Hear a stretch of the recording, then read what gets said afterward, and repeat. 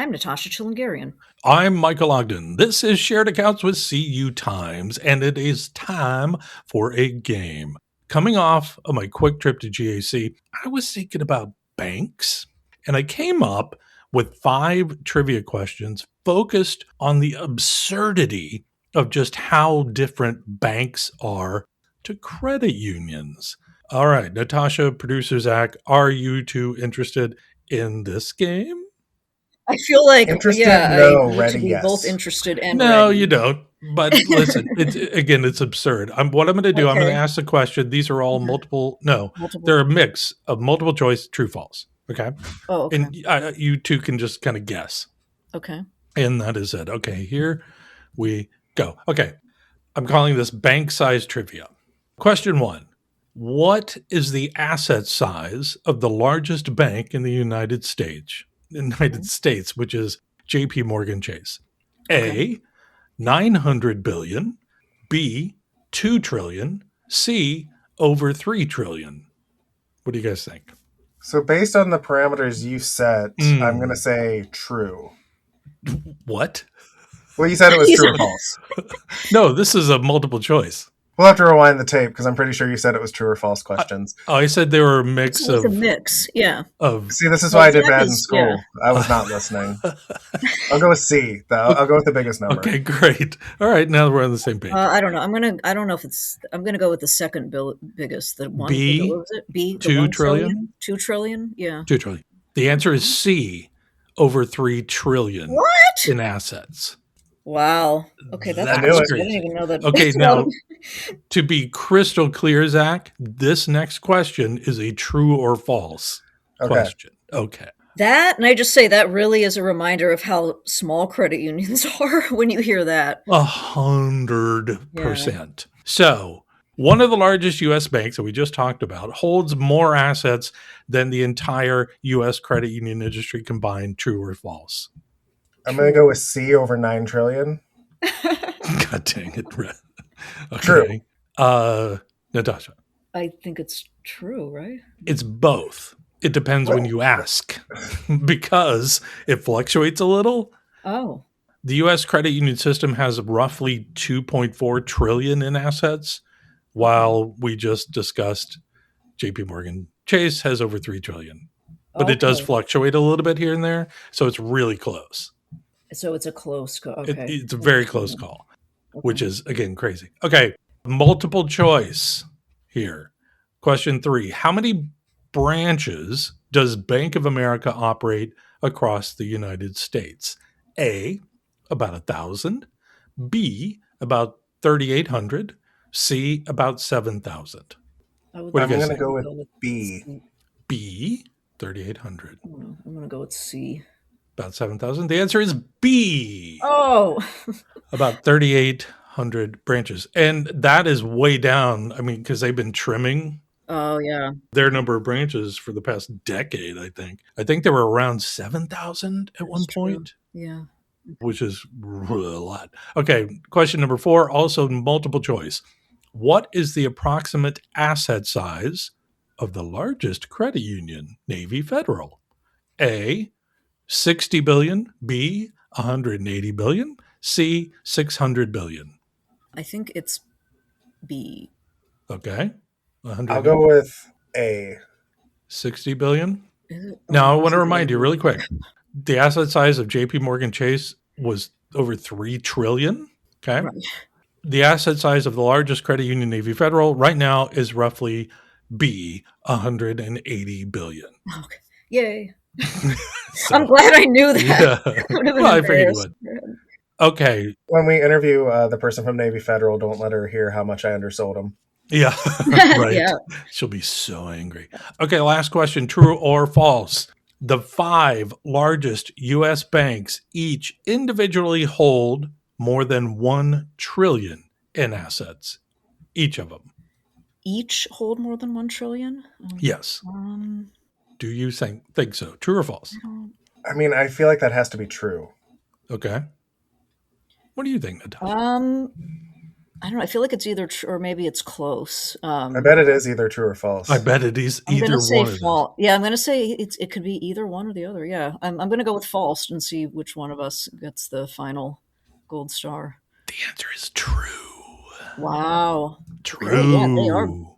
That's how huge this That banking is industry is. huge. Yeah, it really puts things in perspective, huh? Yeah.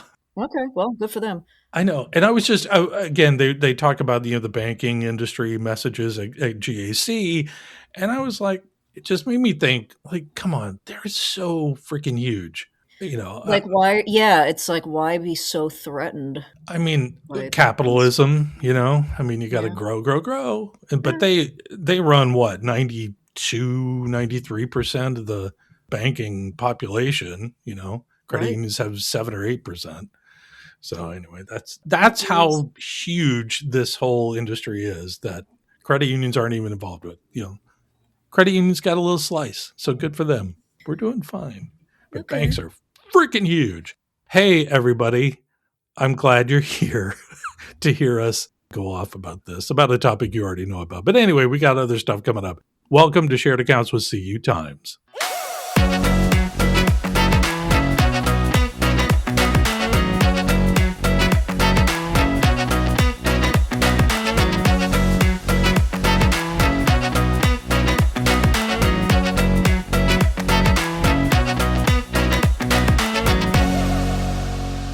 Coming up, we are chatting with Chuck Fagan, president and CEO of Velera. Chuck, we love Chuck. Yay. I was fortunate to catch up with Senior Fagan during GAC, where we found a nice, quiet spot to talk. I'm kidding. We were in the middle of the expo hall and it was loud.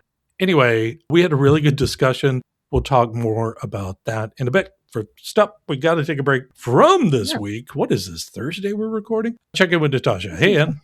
Hey, Em. How you doing? Yeah, doing good. Yeah. Good.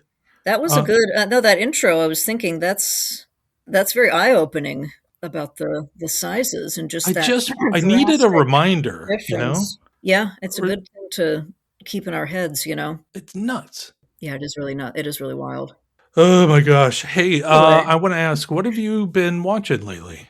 Yeah, so one thing I watched quite a bit of, actually just this past weekend. So I spent the weekend with a good friend of mine, Steph, and she has a condo at the Oregon coast. And so we spent the weekend there. Weather was awful, so we were like inside most of the time. Of course. But we had been planning to do this for a while and sit down together and watch the final season of the Sex and the City spinoff and Just Like That. And Just Like That, yeah. So we made it. We still have 4 episodes left, so we didn't quite make it through the whole season in one weekend. So we're going to finish that at a later point. But yeah, I was watching that and yeah, it was a lot of fun. That's a show that I've, and those particular characters are ones that I've followed for so long. I feel like they're kind of for Gen X and millennial women, it's a very integral part of the culture, I guess. Yeah. And so, yeah, it's been fun to follow it. And I guess this is it, which I think is appropriate because I think it's time for them to hang up their hats. Like, it is time. Yeah. I think this has gone on. Like, we don't need to follow them all the way to like the nursing home. I haven't revisited that. I mean, legit, I was thinking, I think the last time I watched, and it was Sex and the City, but my oldest was, I don't know, 2, and he's 26 now, 27. Sure. Yeah. So that's how long I have not revisited any of that. Okay. But did you actually watch like the original Sex and the City then? Like when Hell yeah, at the HBO? time. Yeah. Yeah. Yeah. I would make Cosmopolitans too. Oh, I love it. I remember going, so then they came out with the movie, and this was... I didn't see that either, yeah. I remember going to a bar for Cosmopolitans, which with a few people. You know what? They're pretty darn good, Yeah. They're not bad. Anyway. That's cool. Anyway, so yeah, that's what I've been watching. But so yeah, no spoilers from anyone, please, for how, because the big question is like, who is Carrie what's she gonna end up with? Isn't that like the big question every season or whatever? Is she gonna end up alone? I don't know. We'll see. I don't know. Well, Big's dead, so it's not him. He sure is. Yeah. Anyway. Oh, well. Okay, awesome. Okay, what about you? You know what? I don't know if I mentioned this. Have I mentioned that I am on this Twilight movie quest?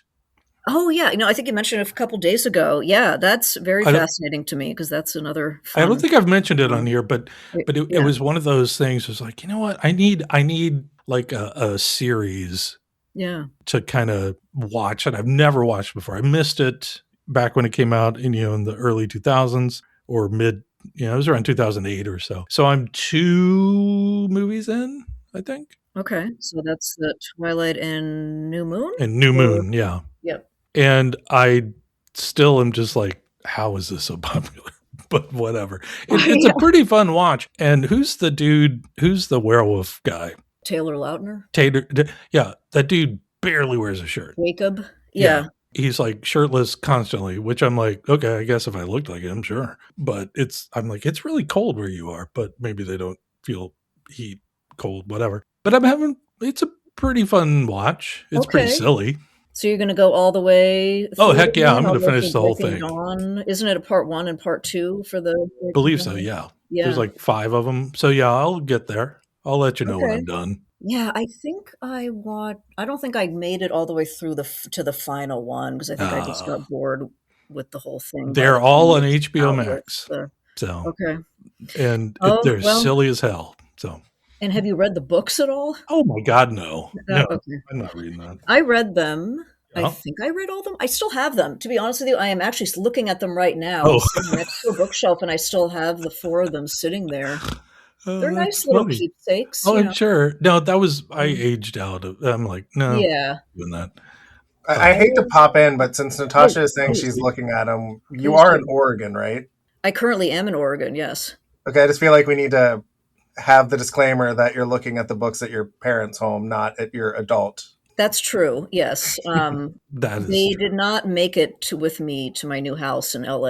I Okay. didn't, well, I didn't Fair have enough. a ton of room, but I didn't, I Right. was like, so they might make it there at some point, but they're Okay. still on the shelf. Yeah, they were the left behind group. It's a pretty good silly time if you want to watch these movies. So, Yeah, and if you're young, it can also be like serious. Like it can be like about, it kind of yeah, I guess. I Yeah. was I don't know how old was I when they came out. I guess I was still in my 20s. So yeah, it Yeah. was like, kind of this romance you can get wrapped up in, this Yeah. idea, this fantasy thing that you can think, oh, maybe I'll have Yeah, of something course. like that or whatever, like that vibe. But now, yeah, as Yeah. an adult now, it's like, what? Like, Right. but during that time, also just out here, that Please. was a big thing, this vampire, like kind of the sexy vampire. And do you Heck yeah. remember on Conan O'Brien when he did Oh, I he do. had like a character Yeah. that he kind of poked fun at that idea of I the recall that. pale, translucent skin, Yeah. brooding Oh, type jeez. of like a vampire guy. I love it. Yeah, I don't know. Okay. With that, let's go to one of our favorite brooders, Chuck Fagan. I'm just kidding, Chuck. I don't know if that's But I want to talk about our one-on-one, kind of tease out the interview I had with Velera's leader, Chuck Fagan. I want to say this about Chuck, total honesty here. yeah. He was an open book. And I asked ahead of time if there were topics he wanted to discuss. And he said, whatever I wanted to Okay. ask, he'll answer.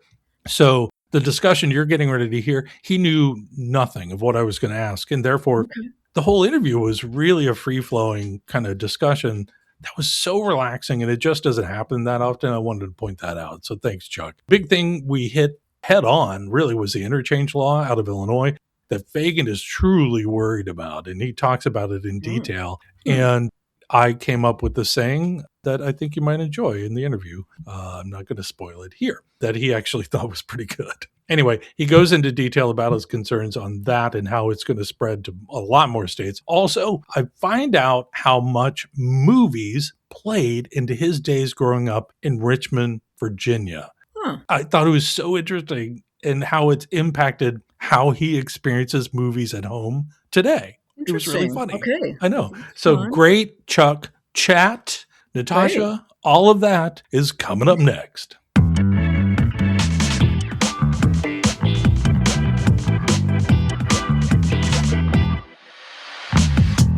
Hey, everybody. I'm here with Chuck Fagan, the head of Velera. Chuck, we are big fans of yours at CU Times, and thanks for joining us here. It's been a very busy GAC. I know you haven't had a chance to eat lunch, so I'd like to get you fed, but I have a few questions for you. We're here at your booth right now. which I always enjoy this space. But I have a question for you concerning the interchange ruling that came down out of Illinois. I was having lunch with some of your people earlier, and I just hadn't thought about the weight of that decision on Velera. Can you kind of talk through about some of the things Velera is thinking about as it relates to the ruling? And not asking for answers, but what are you all thinking about right now? Well, first off, Mike, thanks for all CU Times does for the industry. It's of course just a mainstay source of information, and really appreciate that. As far as the interchange goes, it's bad legislation is where I'll start. Sure. Not only bad for our credit union issuers, I think bad for the consumer in terms of experience, based on how we're going to have to ultimately adjust the technology to make it work. It's not an easy task to get there. So let's start on the legislation side. The fact that you would have a transaction that would be split up between the purchase itself and then tax and tip to exclude the interchange makes it a disjointed experience. One of the ways to potentially accomplish it is to split the transaction in two and have different merchant category codes, which again, two transactions is bad for the consumer. You know, the merchant may not have to pay the interchange, but still the point of sale is supposed to be a positive experience. You're making a purchase, you make the payment, and you get the merchandise or whatever you're buying. So we are trying, it's on appeal right now. So we're supporting the Illinois League, not only monetarily, but we're helping with some of our expertise in the card business.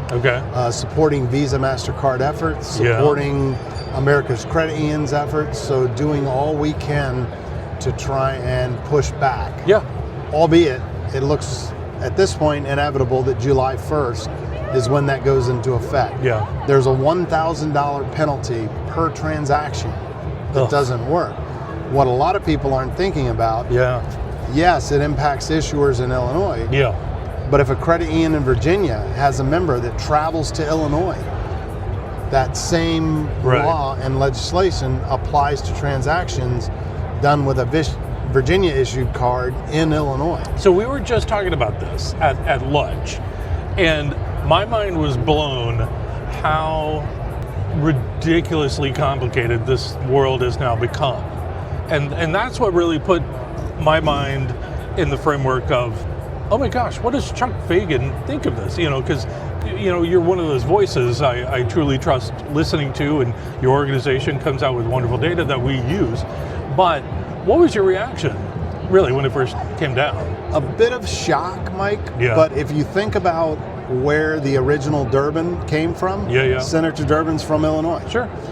He's now one of the lead sponsors of the Credit Card Competition Act. He is.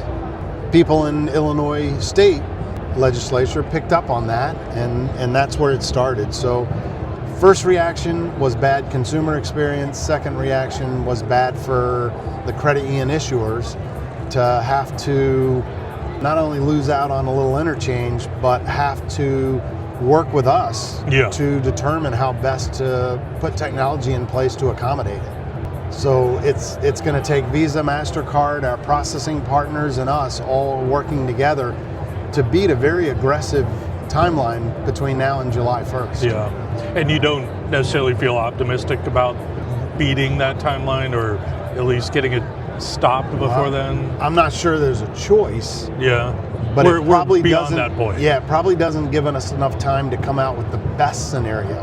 It may have to be two transactions, which is just ugly for the consumer, ugly for the whole experience. We don't have to use this line. That what I'm thinking of, it puts the POS in POS. I think that's if well we said. Understand what that means. Okay, let's. Anything else you want to say about that legislation or your efforts right now at Velera? Well, I would just say that one piece of legislation is in Illinois, but there are many other states watching. 22, 25 others? Yes. And then the Credit Card Competition Act is still alive here in Washington, D.C. So you've got multiple attack angles on interchange, and it's taken a lot to try and educate Congress about why interchange exists It exists to invest in new technology. It exists that the issuer has to be responsible for fraud. Yeah. So there are good reasons why interchange is in place. May I ask, and we don't have to dwell in this topic, but you continually open up some doors I just hadn't thought about, the education part. Is there a focus for Velera right now on educating your customers, your partners? I don't know who's educating who at this point, on this complicated issue, but are you taking some sort of lead on that front? We have regular communications that come from me to our credit unions, so yes. Okay. But education at a whole different level is us supporting America's Credit Union, us supporting Visa as they do their work on Capitol Hill to educate, because they really don't understand the transaction flows and what all that means. So they're voting on some pretty critical legislation, and I don't know that they have all the facts to be able to make those decisions. Yeah. All right, let's move on from that. But Chuck, I appreciate your thoughts on that right now, because again, it's so newsworthy, it's so top of mind in the industry that I would love to revisit this as we get closer. Okay, a few kind of broader questions about Velera. Over the next 5 years, who do you think kind of poses a greater competitive threat to credit unions? Is it megabanks, fintechs, or embedded finance players? I mean, short answer is yes. Okay. But if I had to kind of choose which one, it would be more on the fintech side. The reason being is it's unregulated. Are you sure? Yeah. So they have the flexibility to do things that the traditional financial institution doesn't have the flexibility to do. Okay. I think we can combat the mega banks, better terms, better overall experience with the consumer. Yeah. We're never going to invest as much as Chase and some of the others in technology. But I think when the industry collaborates through a partner like Velera, then we can get pretty close. I think on the embedded side, that is definitely taking off and there's interest there. But I think the younger demographic, the Gen Zs, they really tend to align with the fintechs. So to have an unregulated competitor who has an attractive market, who sees them favorably, it gets quite interesting. I think Velera has a role. One of the great outcomes of us combining PSCU and Co-op together is we're touching half of the financial institutions in the US. Yeah. And the fintech community is seeing us as kind of a gateway into that community. Yeah. So we're working really closely with a lot of fintech players, and I think that's a real positive outcome there. Can I tell you something? This is God's honest truth. You just said about PSU Co-op Solutions. Kind of forgot that those were two different things. I'm now used to your brand, so ta-da, congratulations. That's a great win that you see it that way. It's just funny to be reminded, oh yeah. So we are 2 years, 2 months you in. Are. So oh really, that's fun. 2 years, 2 months, okay. Anyway. Not that we're counting. No. Couple other things. Velera sees billions of transactions annually. Yes. How should credit unions be thinking differently about payments data, not just as reporting, but a strategic asset? I mean, it's why Google, it's why all the tech companies want to be in payments, because of the data it represents on the consumer. So the transaction sets off of the transactions that occur with the credit unions, payment devices, is critical and important, but there's also rich data in the credit union's history on their checking accounts. You go in and you see PayPal transactions, that's opportunity to shift over to the credit union's payment devices. So credit unions that aren't paying attention to that data are missing. Velera has a whole consulting group that we work really closely with credit unions on analyzing that data and where the transactions come from. So I think you're hitting on something really, really important, that we see the data from billions of transactions, and as AI continues to take off, that data is what's going to bring the personalized experience that the credit unions are after with their members. All right, you just mentioned AI, and that's my last question I wanted to ask you about. As AI reshapes service, fraud detection, personalization, what does operating leverage kind of look like for credit unions down the road in a few years? Credit unions are trying to figure this out. How are we going to leverage this?